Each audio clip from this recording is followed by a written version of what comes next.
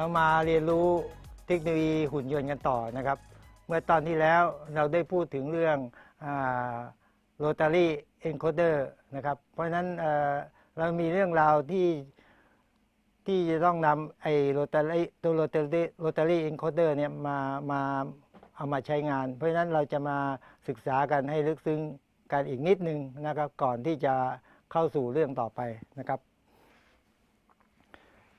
เมื่อตอนที่แล้วเราพูดถึงไอ้ rotational encoder นะครับหรือว่า encoder ที่เป็นเขาเรียกว่า rotary encoder นะครับอุปกรณ์ตัวนี้เป็นตัววัดตำแหน่งการหมุนนะครับเป็นตัวสำคัญที่สุดนะครับที่จะบอกตำแหน่งการเคลื่อนที่ของแขนกลหรือหุ่นยนต์นะครับเพราะฉะนั้นเราจะต้องศึกษาตัวนี้ได้อย่างละเอียดนะครับตอนที่แล้วเราก็ได้พูดถึงว่า encoder นี้มีรูปร่างต่างๆนะครับตามนี้เลยนะครับเพราะฉะนั้น encoder ที่เห็นอยู่เนี่ยมันจะมีลักษณะหรือโครงสร้างหรือการทำงานเนี่ยออกเป็น3แบบนะครับก็คือ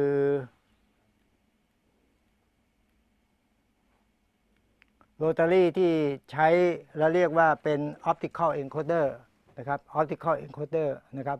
แล้วก็อีกแบบหนึ่งก็คือเป็นแบบเขาเรียกว่าเป็น magnetic นะครับ encoder นะครับ magnetic encoder จะเป็นแบบนี้นะครับก็คือใช้อำนาจแม่เหล็กขั้วแม่เหล็กนะครับเราก็ได้เรียนรู้หลักการของมันแล้วคือจะใช้ฮอร์นเซนเซอร์นะครับหรือตัวชิปนะที่อยู่ด้านซ้ายมือนั้นจะใช้ตัวชิปภายในตัวชิปนั้นจะมีฮอร์นเซนเซอร์อยู่นะครับเพราะฉะนั้นถ้าเอาขั้วแม่เหล็กเหนือใต้ไปหมุนเนี่ยนะครับมันจะเกิดเพาออกมานะครับภายในนี้จะต้องมีไฟเลี้ยงนะครับเราเรียกว่าเป็นวงจรฮอร์นเซนเซอร์เป็นตัวเอนโคเดอร์จริงๆนะครับของบริษัทผู้ผลิตชิปนะรายหนึ่งนะครับก็คือเดี๋ยวคราวหน้าจะมาบอกกันแล้วกันนะครับบังเอิญว่าไอ้ตัวนี้ไอ้ข้อมูลตัวนี้นะครับลืมมาหยิบมานะครับไอ้บริษัทนี้นะครับเขาจะมีถ้าเราซื้อชิปตัวนี้นะครับเขาจะมีเม็ดแม่เหล็กนะครับแล้วก็ไอ้เม็ดแม่เหล็กเหนือใต้เนี่ยนะครับเป็นเม็ดแม่เหล็กกลมๆเนี่ยนะครับเอาไปติดไว้ที่เพลานะครับเพราะฉะนั้นเอาไปแปะไว้ที่เพลาแล้วก็เอาชิปเอาไปวางไว้ในตำแหน่งที่ใกล้ๆนะครับเมื่อมีไฟเลี้ยงที่ตัวชิปตัวนี้นะครับมันก็จะมีไอ้เพาออกมานะครับการหมุนทวนเข็มก็ตามเข็มก็ตามนะครับมันก็จะมีสัญญาณเพาออกมาเป็นสัญญาณ A กับสัญญาณ B นะครับแต่ว่ามันมีข้อพิเศษอันหนึ่งก็คือว่าชิปตัวนี้มันสามารถที่จะเป็นออกมาเป็นสัญญาณอนาล็อกเอาต์พุตได้นะครับก็คือสามารถที่จะกำหนดออกมาเป็น0 ถึง 5 โวลต์ได้นะ360 องศานะครับตัวนี้นะครับในรูปขวามือนั้นนะครับเป็นการนำเอาฮอร์นเซนเซอร์นะครับมาไว้ใกล้ๆตัวหมุนนะที่เป็นขั้วแม่เหล็กเหนือใต้นะครับอันนี้ก็จะเป็นโครงสร้างอีกแบบหนึ่งนะครับที่เป็นโรตารี่เอนโคเดอร์นะครับเราได้เรียนรู้มาแล้วนะจากตอนที่แล้วนะครับก็คือเพาที่ออกมาจากสัญญาณเอนโคเดอร์นั้นก็จะมีสองเอาต์พุตก็คือเอาต์พุต A กับเอาต์พุต B นะครับเอาต์พุต A กับเอาต์พุต B นี้นะครับจะต่างเฟสกัน90 องศานะครับเพื่อที่จะบอกทิศทางว่าโรตารี่rotational encoder ตัวนี้นะครับหมุนตามเข็มนาฬิกาหรือว่าทวนเข็มนาฬิกานะครับมันก็จะมีการหมุนอยู่2แบบนะครับเพราะฉะนั้นในการหมุนทวนเข็มนาฬิกาหรือในการหมุนตามเข็มนาฬิกานั้นนะครับตามรูปนะครับสัญญาณ A นะครับจะมาก่อนสัญญาณ B เพราะฉะนั้นเราเอาความแตกต่างตัวนี้ไปเขียนเป็นโปรแกรมนะครับเพื่อที่จะบอกได้ว่าตอนนี้นะครับแกนเพลาของหุ่นยนต์หรือแขนกลนี้นะครับที่ต่อกับมอเตอร์นี้หมุนทวนเข็มนาฬิกาหรือหมุนตามเข็มนาฬิกาหรือหมุนตามเข็มนาฬิกานะครับเอนโคเดอร์นี้จะส่งสัญญาณบอกนะครับเพราะฉะนั้นวิธีการเขียนโปรแกรมก็คือว่าเอา2 input output ตัวนี้เอามาคอมเพลกันนะครับว่าถ้าสัญญาณ A นะครับขณะที่สัญญาณ A เป็น1นะครับแล้วก็สัญญาณ B เป็น0 นะอยู่ตลอดเวลาตัวนี้นะครับมีการตรวจจับแบบนี้ตลอดเวลาแสดงว่าเกิดเอาพุทจากการหมุนตามเข็มนาฬิกานะครับแต่ว่าถ้าเกิดเราหมุนทวนเข็มนาฬิกานั้นนะขอให้ดูรูปร่างข้างล่างก็คือว่าสัญญาณB นะครับจะมาก่อนสัญญาณ A นะครับสัญญาณสีที่เป็นสีส้มนั้นนะจะมาก่อนสัญญาณ A นะครับเพราะฉะนั้นเราเอาเงื่อนไขตัวนี้ไปเขียนใส่ไว้ในโปรแกรมนะครับว่าถ้ามีสัญญาณ B นี่นะครับเป็น1แล้วก็สัญญาณ A เป็น0เมื่อไหร่ปั๊บก็ให้โปรแกรมรับรู้ว่าไอ้ตัวนี้นะมอเตอร์หรือแกนมอเตอร์ที่ขับแขนกลอยู่ตรงนี้นะครับกำลังหมุนทวนเข็มนาฬิกานั่นเองนะครับเพราะฉะนั้นเงื่อนไขตัวนี้เป็นเงื่อนไขที่สำคัญที่จะต้องนำเอาผลไปใช้ประมวลผลนะครับเพื่อให้การขับเคลื่อนหรือว่าการรับรู้ของคอนโทรลเลอร์ว่าตอนนี้แขนกลนี้กำลังเคลื่อนที่ไปในทางที่ไหนนะครับตัวนี้สำคัญมากนะครับคราวนี้เรามาดูโครงสร้างencoder นะครับที่เป็นoptical หรือบ้างนะครับ encoder ที่เป็น optical นั้นนะครับตามรูปซ้ายมือนั้นนะครับเป็นของ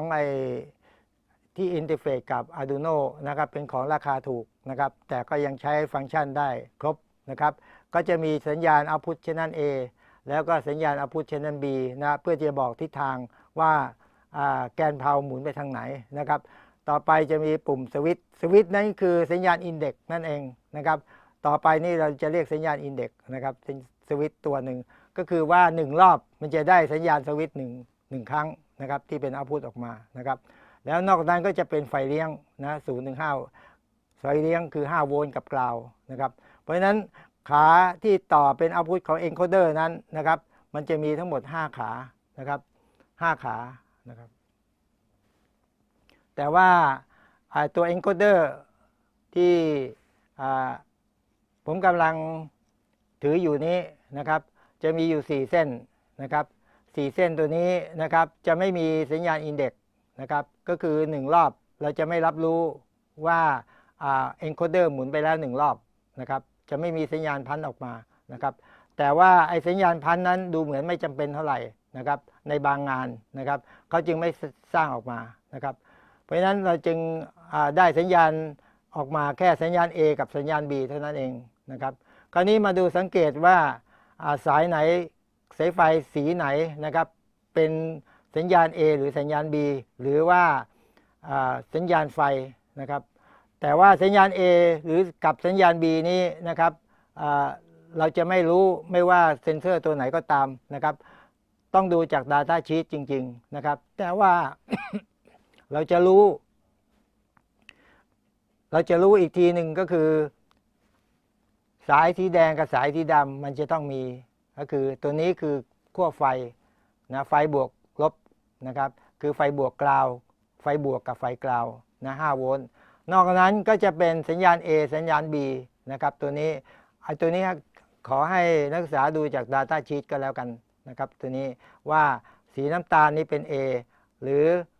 เป็น B นะครับก็คือถ้าเรารู้สีน้ำตาลนี้เป็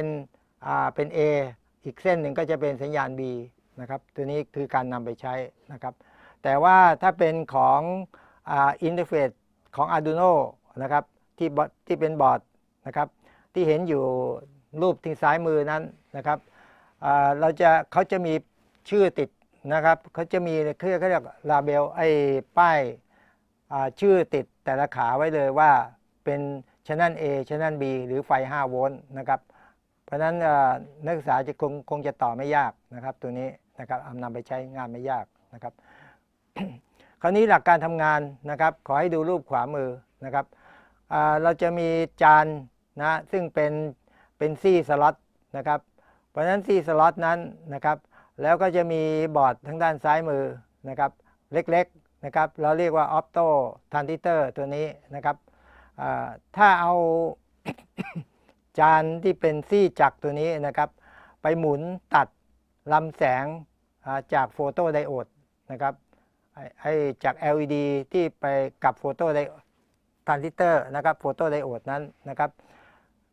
ก็จะได้สัญญาณพันธุ์ออกมา อันนี้เป็นหลักการง่ายๆของออปโตเอนโคเดอร์ที่เป็นออปโตนะครับสัญญาณออปโตนะครับคราวนี้มาดูสัญญาณที่มันครบจริงๆนะครับดูรูปต่อไปนะครับอันนี้คือสัญญาณที่มันครบจริงๆนะครับมันจะมีสัญญาณ Channel I คือ Index นะครับ Index นั้น1 รอบจะให้สัญญาณ Index 1 ลูกนะครับส่วนสัญญาณ Encoder นั้นนะครับที่เป็นสัญญาณ Channel A กับ Channel B นั้นนะครับมันจะต่างเฟสกัน90 องศาตามที่ได้กล่าวมาแล้วนะครับตัวนี้คราวนี้ในบางงานเนี่ยนะครับเขาต้องการสัญญาณที่มันจะละเอียดกว่าที่สมมุติว่าอันนี้1 รอบเนี่ยคือ365 เพานะครับถ้าเพาละ1 องศานะครับก็คือ365 เพานะครับหรือ512 เพานะครับเขาทำออกมานะครับหรือ1,024 เพานะครับคือการหมุน1 รอบตรงนี้นะครับแต่ว่าบางเคสหรือบางกรณีต้องการความละเอียดมากกว่านี้นะครับเราจะมีวิธีการ modify ยังไง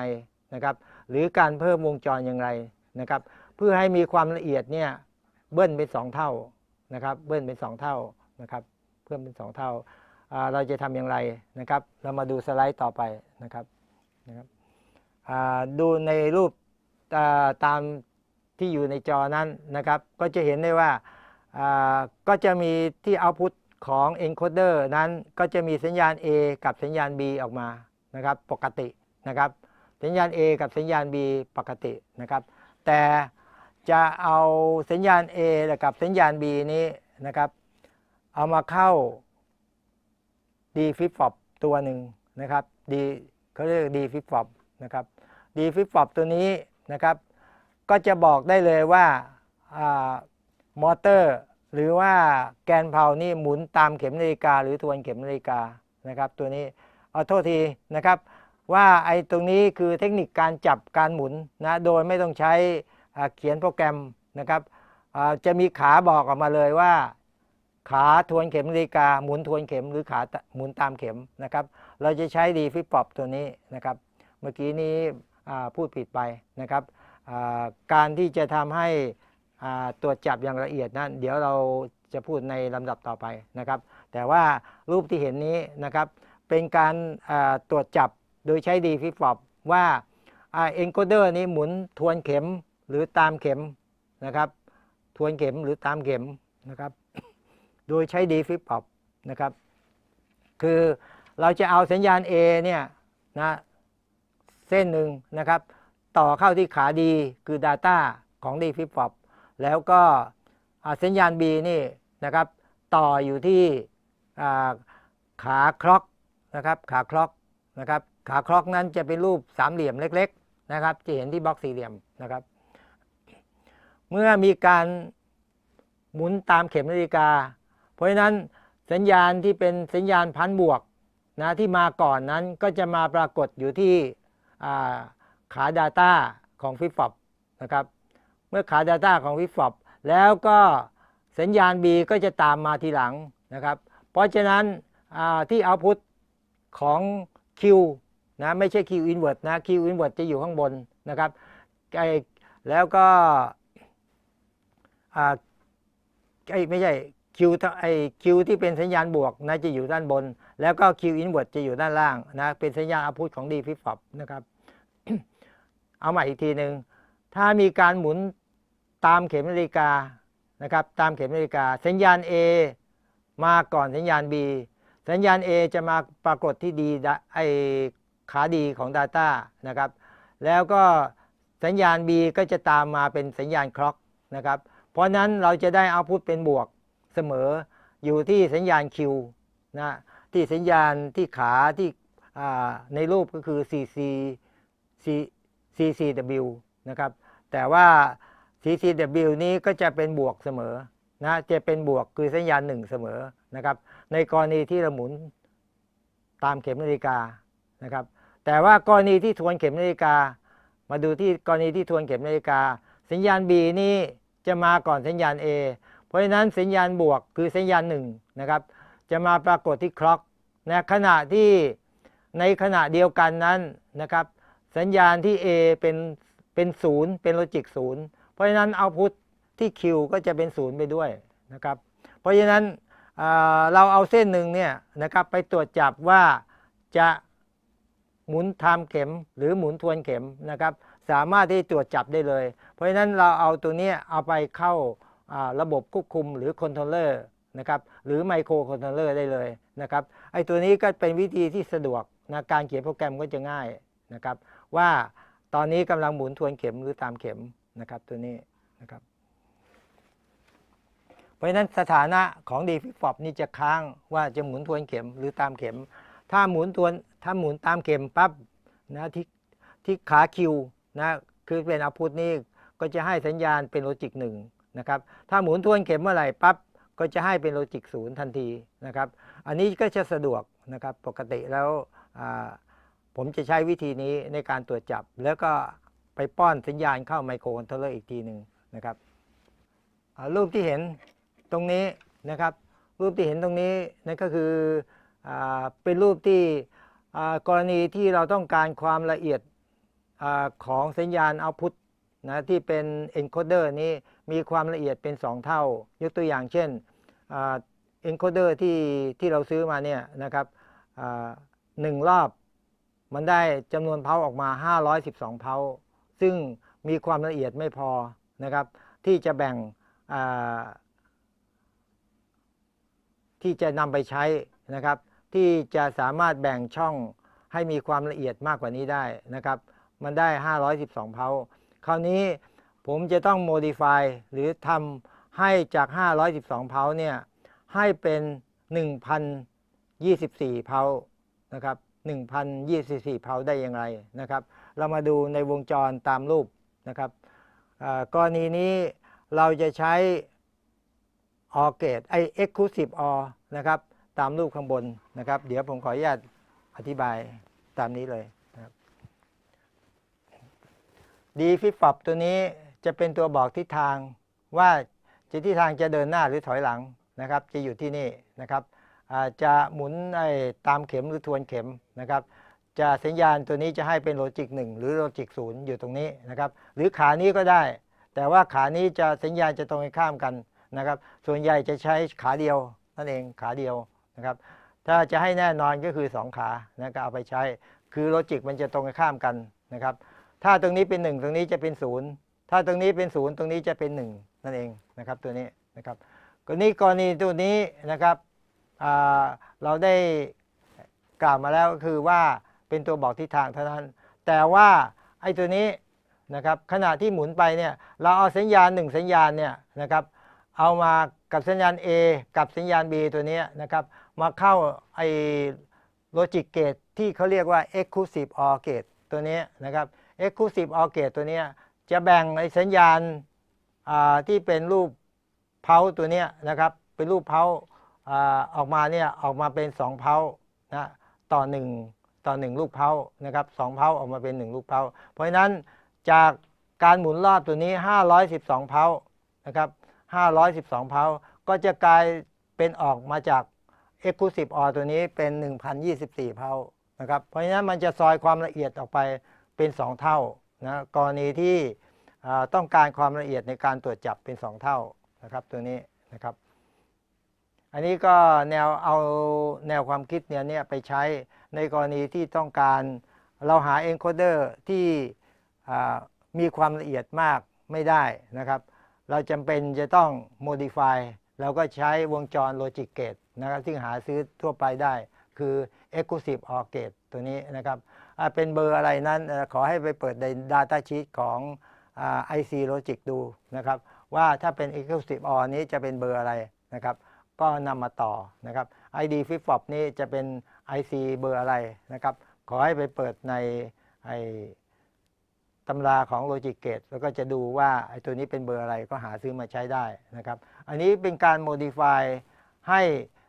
encoder นี่สามารถนำไปใช้งานได้อย่างสะดวกแล้วก็เพิ่มความละเอียดด้วยนะครับ แต่ว่าไอ้วงจรไอ้ encoder ที่จะใช้งานจริงๆแล้วเนี่ยมันจะมีรูเขาเรียกว่ารูอินเด็กซ์นะครับไว้1รูเพราะฉะนั้น1รอบเนี่ยมันก็จะมี1รูเพราะฉะนั้น1สล็อตตัวนี้จะถูกจับเป็นแกน Z นะหรือว่าแกน I นะครับตัวนี้สัญญาณ I ตัวนี้ก็คือเป็นสัญญาณอินเด็กซ์เพราะฉะนั้นใน1รอบมันก็จะมีอินเด็กซ์อยู่นะครับอินเด็กซ์อยู่เพราะฉะนั้นในบางกรณีเนี่ยencoder หมุนไป1รอบเนี่ยนะครับเราจะต้องตรวจจับว่า encoder นี่หมุนไปได้กี่รอบแล้วนะครับเพราะฉะนั้นเวลาตรวจจับปั๊บเนี่ยสมมุติว่าใน 1,000 นะครับใน 1,000 เขาเนี่ยนะครับไอ้ตัวเนี้ยหมุนไปได้กี่รอบนะครับเพราะว่าเราต้องเช็คบางอย่างนะครับค่าบางอย่างด้วยนะครับเพราะฉะนั้นเราจะมี index pulse ด้วยนะครับตัวนี้นะครับคงพอจะเข้าใจนะครับเพราะ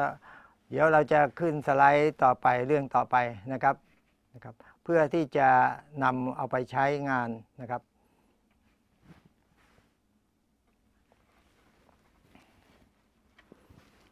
ส่วนที่เป็น encoder นะครับมันก็จะเป็นองค์ประกอบของข้อต่อหุ่นยนต์นะครับตัวหนึ่งเพราะฉะนั้นไอ้ข้อต่อหุ่นยนต์ตัวนี้นะครับที่มีสเต็ปมอเตอร์หรือว่าเซอร์โวมอเตอร์ติดอยู่นะครับแล้วก็มีตัว encoder เป็นตัวติดอยู่นี้นะครับมันก็จะเป็นข้อต่อของหุ่นยนต์นะครับอยู่ที่ข้อต่อของหุ่นยนต์เพราะฉะนั้นจากการเรียนไอ้โครงสร้างของไอ้ตัวองค์ประกอบของแขนกลแล้วเนี่ยนะครับสิ่งที่เราจะต้องเรียนรู้ต่อไปก็คือกลไกข้อต่อของหุ่นยนต์แขนหุ่นยนต์ว่าจะมีองค์ประกอบอะไรบ้างนะครับเพราะฉะนั้นกลไกข้อต่อของแขนหุ่นยนต์นี่เป็นส่วนสำคัญมากนะครับของหุ่นยนต์เพราะฉะนั้นในการออกแบบกลไกข้อต่อได้นะครับก็สามารถที่จะสร้างหุ่นยนต์ได้นะครับเพราะฉะนั้นเรามาดูคำอธิบายกันนิดนึงนะครับว่ามันมีเงื่อนไขยังไงที่เราจะต้องออกแบบกลไกที่เป็นแขนของหุ่นยนต์เป็นข้อต่อนะข้อต่อหมายถึงจอยต่างๆนะครับของหุ่นยนต์นะครับเรามาดูเขาบอกว่าไอ้ชิ้นส่วนนะครับชิ้นส่วนกลไกของข้อต่อแขนหุ่นยนต์นี้เป็นอุปกรณ์สำคัญยิ่งนะครับที่จะยึดเกาะแขนของหุ่นยนต์เข้าด้วยกันนะครับและจะต้องทำให้แขนนี้เคลื่อนที่ได้อย่างอิสระคล่องตัวแล้วก็รับน้ำหนักได้มากนะครับแล้วมีตำแหน่งเคลื่อนที่ไปยังเป้าหมายอย่างละเอียดแม่นยำโดยมีจุดหลวมน้อยที่สุดหรือไม่มีจุดหลวมเลยนะครับเพราะฉะนั้นเราได้ศัพท์อีกตัวหนึ่งก็คือ backlash นะครับคำว่า backlash ตัวนี้ก็คือเป็นตัวที่จุดหลวมคำว่า backlash ก็คือหมายความว่าสมมุติว่าแขนของหุ่นยนต์ยกมาขนาดนี้นะครับแต่ว่าพอมีโหลดเพิ่มขึ้นหรือมีน้ำหนักเพิ่มขึ้นเนี่ยปั๊บแขนมันตกลงมาหน่อยหนึ่งนะครับไอ้ตรงนี้เราเรียกว่า backlash แขนที่มันตกมานี่มันอาจจะเกิดจากการหลวมของฟันเฟืองเกียร์นะครับหรืออาจจะยืดสายพานนะหรือมอเตอร์เกิดขยับตัวนะหรือสเต็ปมอเตอร์นะครับอาจจะพลาดตำแหน่งนะครับหรืออย่างไรอย่างใดอย่างหนึ่งนะครับมันมีหลายอย่างส่วนใหญ่แล้วก็จะเกิดจากการหลวมของฟันเฟืองนะครับแต่ว่าไอ้ฟันเฟืองที่ใช้ในที่เป็นข้อต่อของหุ่นยนต์นั้นจะเป็นฟันเฟืองพิเศษนะซึ่งเราจะต้องเรียนรู้กันต่อไปนะครับเอาละเรามาดูสภาพนะครับในการออกแบบแขนกลนะครับเบื้องต้นก่อนว่าการออกแบบแขนกลนั้นจะมีส่วนที่เราจะต้องคำนึงถึงอะไรบ้างนะครับเดี๋ยวผมขออนุญาตลองไปอธิบายเลยดีกว่านะครับมันจะได้เข้าใจดีนะครับตอนนี้สมมุติว่าแขนกลเรามี1จอย2จอย3จอยนะครับ3จอยนี่คือ3ข้อต่อนะครับหรือ3 degree of freedom นะครับตัวนี้นะครับมาดูว่าที่แขนกลออกมาทั้งหมดเนี่ย3จอยตัวนี้นะครับมันมีค่าอะไรบ้าง ที่จะต้องมาคำนึงถึงนะครับคือค่าที่1ก็คือระยะความยาวระหว่างช่วงแขนของหุ่นยนต์ก็คือ L นะครับตัวนี้อันที่2ก็คือมุมที่จะต้องก้มแล้วก็เงยขึ้นนะครับตัวนี้นะครับแล้วก็แรงบิดนะครับที่จะต้องก้มแล้วก็เงยจะต้องใช้แรงบิดมากน้อยขนาดไหนสิ่งนี้เราจะต้องคำนวณนะครับเสร็จแล้วก็แต่ละแขนมันก็จะมีความยาวของช่วงแขนนะครับแล้วก็น้ำหนักนะครับน้ำหนักที่จะรับภาระนะครับแรงยกนะครับ F2 ตัวนี้นะครับแล้วไอ้ตัวนี้ก็คือมอเตอร์ที่จะต้องใช้แรงบิดนะครับเท่าไหร่นะครับแล้วก็ระยะของไอ้ค่าน้ำหนักนะครับเท่าไหร่ตรงนี้ค่าน้ำหนักนะที่จะต้องสามารถที่จะยกแขนกลค้างเอาไว้ได้นะครับเพราะฉะนั้นในค่าต่างๆเหล่านี้จะได้จากการคำนวณทางเชิงกลนะครับเพราะฉะนั้นผู้ที่จะออกแบบไอ้แขนกลได้นี่จะต้องรู้ว่าค่าเปโลดนะคือค่าหุ่นยนต์เนี่ย จะต้องรับน้ำหนักขนาดไหนเพราะฉะนั้นเมื่อเรารู้ว่าหุ่นยนต์นี้รับน้ำหนักขนาดไหนแล้วนะเราจะต้องคำนวณหากลไกที่จะยกว่ามันเกิดแรงขึ้นเท่าไหร่ถ้าเกิดในกรณีที่ยกตัวนี้นะครับแล้วไอ้กรณีที่ยกตรงนี้แล้วมันจะต้องรวมว่าเราเอามอเตอร์ไปติดตั้งไว้ตรงนี้หรือเปล่านะครับถ้ามอเตอร์ไม่ติดตั้งไว้ตรงนี้เราจะต้องมีกลไกเชื่อมลิงก์ให้เอามอเตอร์มาไว้ตรงนี้แล้วตรงนี้จะมีตัวถ่วงน้ำหนักเอาไว้เพื่อที่จะไม่ให้หุ่นยนต์นี้รับน้ำหนักลงมามากนะครับเพราะฉะนั้นจะต้องมีเขาเรียกว่า counter balance load นะครับเท่าไหร่นะครับเพราะฉะนั้นเราจะต้องเอามาคิดหมดเลยนะครับอันนี้เป็นเรื่องของกลไกทั้งหมดนะครับเป็นเรื่องทางกลไกนะครับไอ้ตัวนี้เราจะผ่านไปนะครับเราต้องใช้วิธีต้องใช้ความรู้ทางด้าน mechanical engineering นะครับเข้ามาหรือว่าวิศวกรรมทางเครื่องกลเข้ามา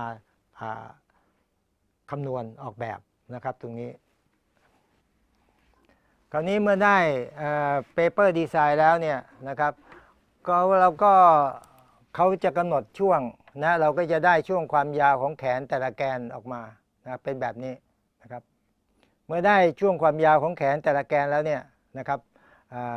เป็นโดยคร่าวๆแล้วนะครับเราก็จะรู้เลยว่าแต่ละแขนนี้จะต้องบิดด้วยมุมกี่องศานะครับตรงนี้นะครับแต่ละจอย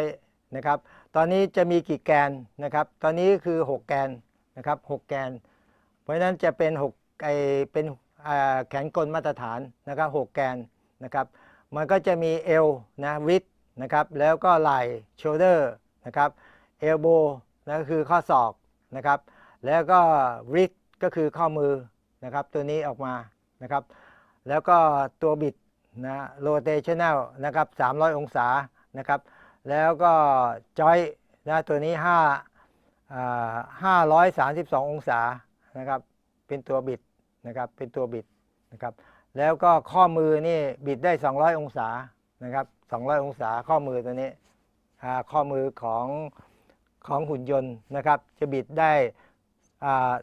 บวกลบ100ก็คือ200องศานั่นเองเป็นจอยที่5นะครับส่วนจอยที่3นั้นก็คือสามารถที่จะยกข้อศอกเงยข้อศอกได้นะครับ270องศานะครับ270องศานะครับส่วนโชเดอร์หรือไหล่ตัวนี้จะยกก้มเงยได้250องศานะครับ250องศานะครับแล้วก็เอวจะหมุนได้320องศานะครับ320องศานี่ก็คือไม่หมดนะครับเอวของเราเนี่ยบิดตัวได้320องศาไม่ถึง360องศานะครับตัวนี้อันนี้เป็นการออกแบบโดยคร่าวๆนะครับโดยคร่าวๆเพราะฉะนั้นเมื่อเราได้พิกัดองศาในการออกแบบแล้วเนี่ยนะครับเราก็จะมาออกแบบกลไกหรือฟันเฟืองต่อไปนะครับเพราะฉะนั้นอุปกรณ์สำคัญ ของข้อต่อแขนกลนะครับสิ่งที่เราจะต้องรู้ต่อไปนะครับเพราะฉะนั้นโรบอทอาร์มจอยดีไวซ์นะครับก็คืออุปกรณ์สำคัญของข้อต่อหุ่นยนต์ตัวนี้นะครับก็จะมีอยู่3แบบด้วยกันนะครับก็คืออันแรกก็คือเป็นเฟืองแล้วก็เกียร์ทดรอบนะครับเพราะฉะนั้นเกียร์รีดิวเซอร์เนี่ยเป็นเรื่องสำคัญอยู่ๆจะเอามอเตอร์หรือสเตปปิ้งมอเตอร์ตัวนี้นะครับไปต่อกับแขนเลยเนี่ยนะครับเขาไม่ทำกันเพราะว่ามันจะรับน้ำหนักได้ไม่มากแล้วก็การหมุนของไอ้มอเตอร์ตัวนี้ก็จะไม่แน่นอนนะครับเพราะฉะนั้นเขาจะต้องเอามอเตอร์นี้ไปผ่านเกียร์เขาเรียกว่ารีดิวเซอร์นะเกียร์รีดิวเซอร์นี่เป็นส่วนสำคัญที่สุดของแขนของหุ่นยนต์นะครับไม่ว่าข้อต่อจุดไหนนะจะต้องมีเกียร์รีดิวเซอร์อยู่นะครับเพราะฉะนั้นเดี๋ยวเราจะเรียนศึกษากันมากทีเดียวกับไอ้รีดิวเซอร์เพราะว่าไม่ใช่เกียร์ธรรมดานะครับไม่ใช่เกียร์เฟืองทดธรรมดานะครับมันเป็นเกียร์ที่มีอัตราทดนี่สูงเป็นพิเศษแล้วก็ไม่มีจุด backlash ก็คือไม่มีจุดคลากไม่มีจุดหลวมเพราะฉะนั้นระหว่างฟันเฟืองมันจะไม่มีนะครับมันจะล็อกแน่นเลยนะครับเราเรียกว่าzero backlash นะครับเขามีวิธีออกแบบกันอย่างไรนะเดี๋ยวเราติดตามกันต่อไปนะครับต่อไปอุปกรณ์ที่สำคัญอีกตัวหนึ่งก็คือพูเล่และสายพานนะครับพูเล่และสายพานตัวนี้นะครับใช้สำหรับเปลี่ยนทิศทางนะเปลี่ยนทิศทางของการหมุนเปลี่ยนทิศทางของไอ้นั่นทิศทางของทางกลไกนะครับเพราะว่าข้อมือนะครับผมขอยกตัวอย่างอวัยวะของตัวเองก็แล้วกันนะครับคือข้อมือตัวนี้นะครับข้อมือที่จะยกตัวนี้นะครับเขาไม่ได้เอามอเตอร์มาติดไว้ตรงนี้นะครับข้างๆตัวนี้นะครับเขาไม่ได้เอามอเตอร์มาติดไว้ตรงนี้นะครับเขาจะต้องเอามอเตอร์ไว้ติดไว้ที่ข้อศอกนะครับส่วนใหญ่จะติดไว้ที่ข้อศอกแล้วก็ต่อเชื่อมไปนะครับต่อแกนเชื่อมไปแล้วก็ไปผ่านฟันเฟืองผ่านสายพานพูเล่นะครับเพื่อที่จะยกข้อมือยกยังไงแล้วก็บิดข้อมือเนี่ยการบิดข้อมือตัวนี้นะครับเขาก็จะเอามอเตอร์ฝังไว้ที่ข้อศอกแล้วก็ต่อแกนเข้ามาแล้วก็มาผ่านสายพานที่เป็นฟันเฟืองแล้วก็จะมีสายพานอยู่ตรงนี้เพราะฉะนั้นกลไกตัวนี้เดี๋ยวเราจะเราศึกษากันละเอียดนะครับเพราะว่า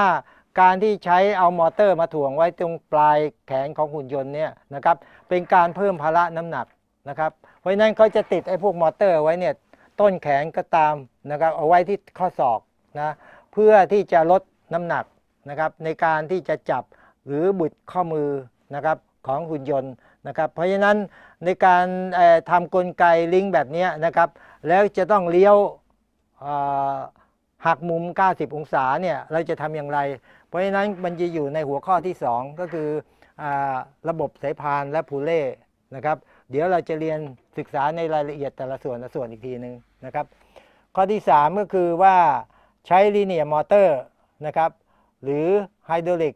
และนิวเมติกนะครับในการที่จะทำระบบยกหรือระบบกิปเปอร์นะครับก็คือมือจับอีกทีหนึ่งว่าเราจะใช้ไฮดรอลิกหรือนิวเมติกนะหรือมอเตอร์อีกทีหนึ่งนะครับเพราะฉะนั้นในการศึกษา3ส่วนตัวนี้เดี๋ยวเราจะติดตามกันทีละข้อไปนะครับตัวนี้นะครับคราวนี้เรามาขึ้นหัวข้อที่1ก่อนนะครับก็คือเรื่องเกียร์ทดรอบนะครับเกียร์ทดรอบหรือว่าเกียร์รีดิวเซอร์ตัวนี้นะครับมีความจำเป็นที่ต้องนำมาใช้นะครับเพราะว่าเนื่องจากสเต็ปมอเตอร์ก็ดีหรือเซอร์โวมอเตอร์ก็ดีเนี่ยความเร็วรอบมันสูงมากนะครับเพราะฉะนั้นจะเอามาต่อโดยตรงกับข้อต่อของหุ่นยนต์เนี่ยเป็นไปไม่ได้นะครับมันจะต้องมาผ่านเกียร์รีดิวเซอร์แล้วเกียร์รีดิวเซอร์ตัวนี้นะครับต้องมีคุณสมบัติพิ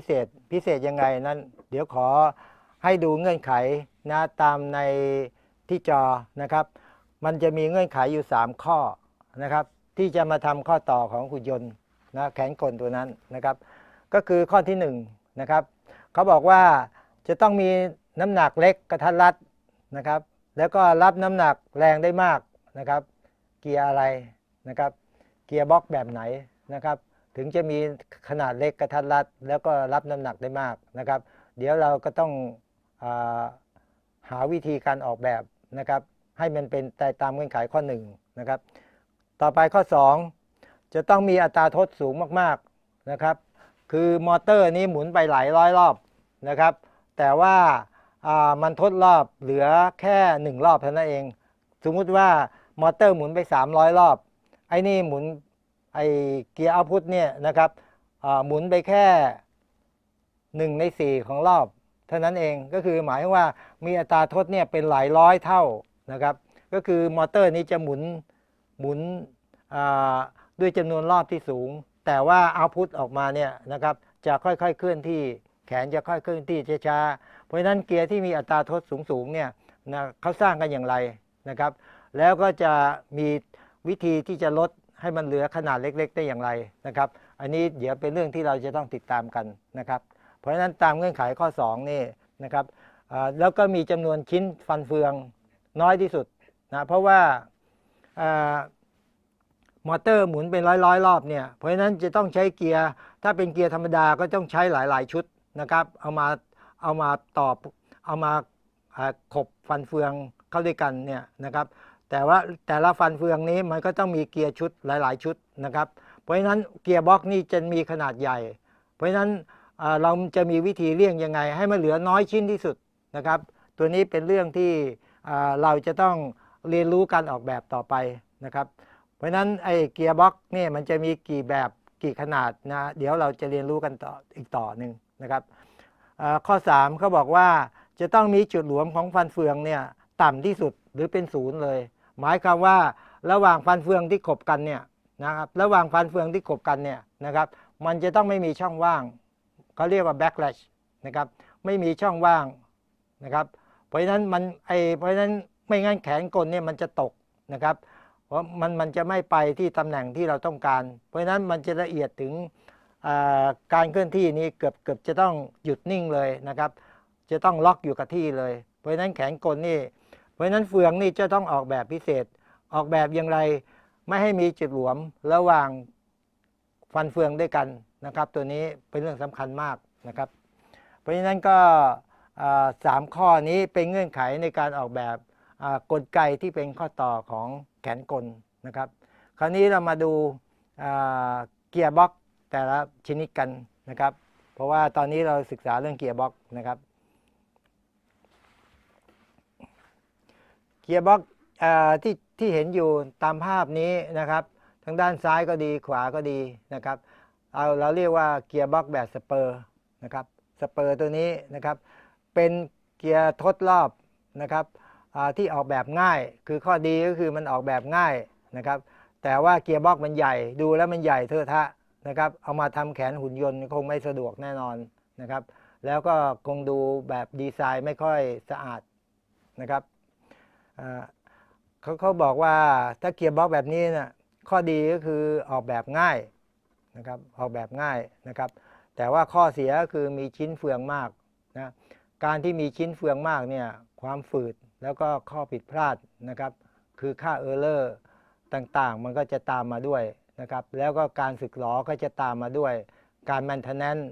การซ่อมอุปกรณ์ก็จะเพิ่มภาระขึ้นมาอีกนะครับเพราะฉะนั้นไอ้เกียร์บล็อกที่เป็นแบบสเปอร์เกียร์แบบนี้นะครับส่วนใหญ่ก็จะใช้ทดรอบที่ไม่ต้องการความละเอียดมากนักนะครับแล้วก็ไม่ต้องการที่จะต้องจำกัดเนื้อที่นะใหญ่ขนาดไหนก็ทำได้นะครับก็จะใช้เกียร์บล็อกแบบสเปอร์นะครับเกียร์บล็อกแบบนี้นะครับแต่ว่าอาจจะมาใช้เป็นข้อต่อของหุ่นยนต์ไม่ได้นะครับไม่ได้นะครับเพราะฉะนั้นมาดูตัวอย่างเกียร์บล็อกที่เป็นสเปอร์นะครับด้านซ้ายมือนะครับเพราะฉะนั้นเกียร์บล็อกที่เป็นสเปอร์นั้นก็จะเป็นเกียร์โมดูลนะครับที่ต่อจากแกนมอเตอร์อีกทีหนึ่งนะครับเพราะฉะนั้นที่แกนออกมาใช้งานนั้นก็จะผ่านเกียร์บล็อกนะที่เป็นสเปอร์เกียร์บล็อกอีกทีหนึ่งเป็นแบบนี้นะครับแต่ว่าอย่าลืมว่าเกียร์บล็อกนี้จะมีค่าแบ็กแลชอยู่นะครับค่าแบ็กแลชนั้นนะครับขอให้ดูตรงนี้นะครับเดี๋ยวผมจะสาธิตให้ดู นะครับไอ้ตรงนี้มอเตอร์ตัวนี้นะครับจะมีห้องเกียร์บ็อกอยู่ที่นี่นะครับเกียร์บ็อกอยู่จุดนี้อันตรงนี้คือเป็นตัวของมอเตอร์นะครับตัวของมอเตอร์นะครับตัวของมอเตอร์อันตัวนี้จะมีเกียร์บ็อกอยู่นะครับเพราะฉะนั้นเกียร์บ็อกไอ้แบบสเปอร์เนี่ยจะมีค่าเขาเรียกจุดหลวมนะครับเดี๋ยวผมลงตรงนี้มอเตอร์จะไม่หมุนนะผมลองขยับดูจะเห็นว่าเขาเรียกว่ามีจุดครากหรือจุดหลวมอยู่นะครับจะเอามาทำแขนของหุ่นยนต์นี่ไม่ได้นะครับอันนี้เป็นตัวอย่างอันหนึ่งนะครับเพราะฉะนั้นเราจึงต้องหาวิธีที่จะสร้างเกียร์บ็อกนะที่ไม่มีจุดหลวมเหมือนแบบนี้นะครับเพราะฉะนั้นเรื่องราวมันจะเป็นอย่างไรนะครับเราจะหาวิธีอย่างไรนั้นนะครับเราคงจะต้องมาเรียนรู้กันคราวหน้าก็แล้วกันนะครับสำหรับวันนี้นะครับเราก็คงจะต้องจบลงที่เกียร์บ็อกที่เป็นแบบสเปอร์นะครับเดี๋ยวคราวหน้าเนี่ยนะครับเราจะหาวิธีที่จะแก้จุดหลวมนะครับแล้วก็หาเกียร์ที่มีอัตราโทษสูงเอามาศึกษากันนะครับเพื่อที่จะสามารถทำข้อต่อของหุ่นยนต์ได้นะครับสำหรับวันนี้ก็คงสวัสดีครับนะครับขอจบแค่นี้ก่อนนะครับ